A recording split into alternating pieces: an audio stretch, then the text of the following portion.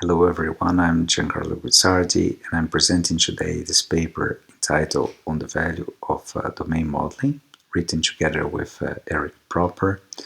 And this paper is part of a series of papers that we've been writing, the two of us, and with other collaborators, which are meant to be understood as a dialogue with the community in which we try to understand the nature of conceptual modeling, of domain modeling that I'm used here as a synonym to conceptual modeling, and for example, how conceptual models, domain models, differ from other types of models.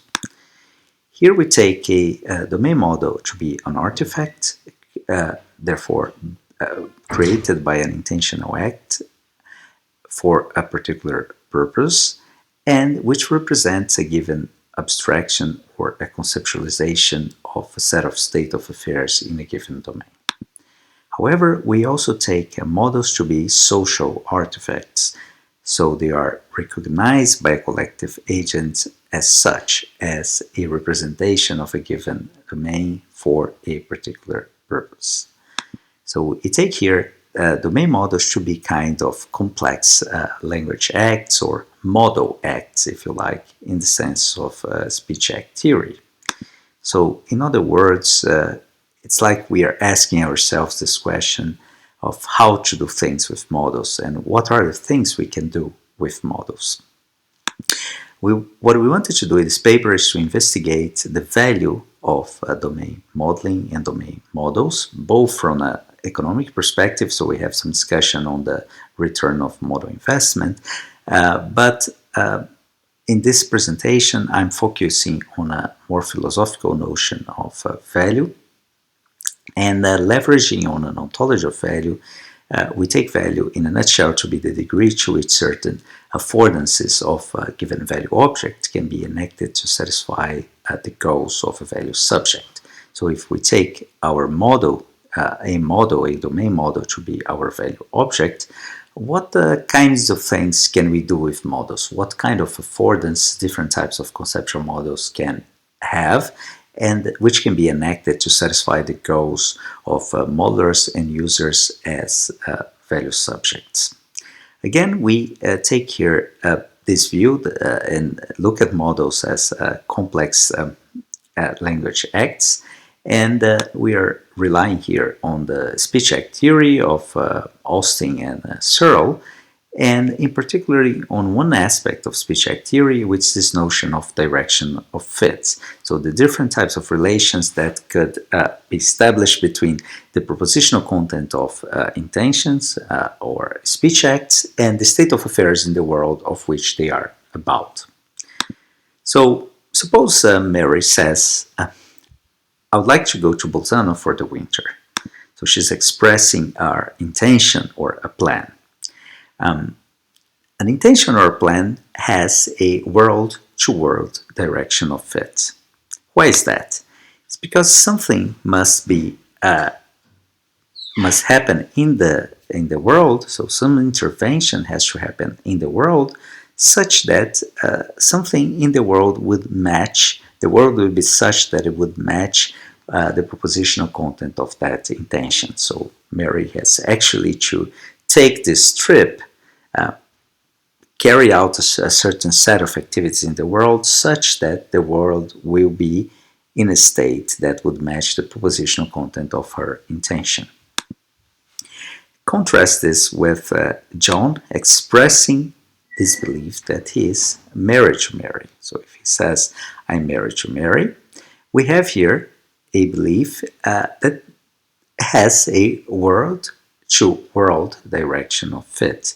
So it's in a sense incumbent on this description to match what exists in the world. So the description is truthful if it expresses a given state of affairs in the world. Then we have what is called a world-to-world direction of fit, or double direction of fit, what Searle calls declarations.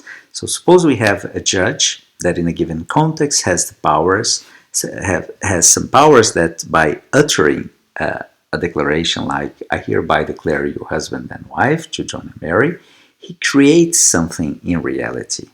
So the world changes due to this utterance. So there is something now which exists in the world. The world is changed to match the propositional content of the declaration. But now that expression describes this newly created state of affairs. So if we take models as complex language acts, the question is, can we classify and understand models with respect to these different directions of fit? Can we have models which have a world-to-model direction of fit, a model-to-world direction of fit, and more interestingly, can we have models that would have this double direction of fit, that have the power of creating reality? The first two cases are quite straightforward. Right? So, for example, what we call prescriptive models, blueprints, and descriptions of plans for realizing technical artifacts do have a world-to-model direction of fit. So we create these models such that we can make interventions in the world that would match what is prescribed by these models. Of course, we also have models which have a model-to-world direction of fit, so descriptive models. So for example, if I take here this model that represents the different subdivisions and the hierarchical structure of General Motors Corporation, this model is truthful to reality if these subdivisions and hierarchical relations really exist in reality. So it's incumbent on the model and modeler to create something which really describes what exists in the world. Another example of a descriptive model is a ontology. So it's a model that captures a consensus of a given community and describes a given conceptualization about the world. But this model is not only there to describe the world, but it's a model that it's an instrument itself of understanding the world. So by reasoning with different ontological categories, as we create this model and as we negotiate the meaning of these different elements of the domain, we change our understanding of the domain itself. So again, so we have prescriptive and descriptive models. Do we have something that will be a declarative model act, so a model that would have this double direction of fit? We believe that this is the case. So for example, if here on the left, we have a patent file, which is described by a model. So the model itself, as a file, this patent claim, and that with the propositional content of this patent described as this model creates something in reality which describe my rights to that given invention, which is now described by the model itself. So this is what we call the creative model. The model that by a model act, we create something in the world which is then described by the model. In the paper, we create a kind of typology in which we represent that we do domain modeling either to change the world or change the mind, and we change the world with a model. So we have prescriptive models that are instruments for intervening in the world, or we change the world by the sheer existence of the model. By creating that model, the model now has the power in a given context to create a part of reality. And models change the mind, so descriptive models change the mind because the process of building the model changes our common understanding of the underlying conceptualization, as it is the case with ontologies, or by once we have the model and manipulating the model, we change our understanding about that part of reality, or the model is used as a tool for communication and therefore for changing the beliefs of other agents. And that would include the case in which we are communicating with ourselves in a different point in time, with a particular case of documentation. Of course, all these different categories are not mutually disjoint.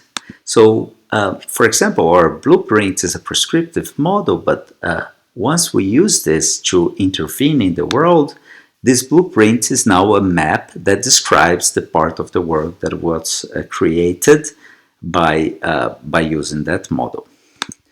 On another example, this diagram that describes the different subdivisions of General Motors, if used by someone with particular powers in a constitutive body of norms of this organization, it can actually create these divisions in these corporations, which come to exist because of what is described in this model. Thank you very much. We're happy to take questions now.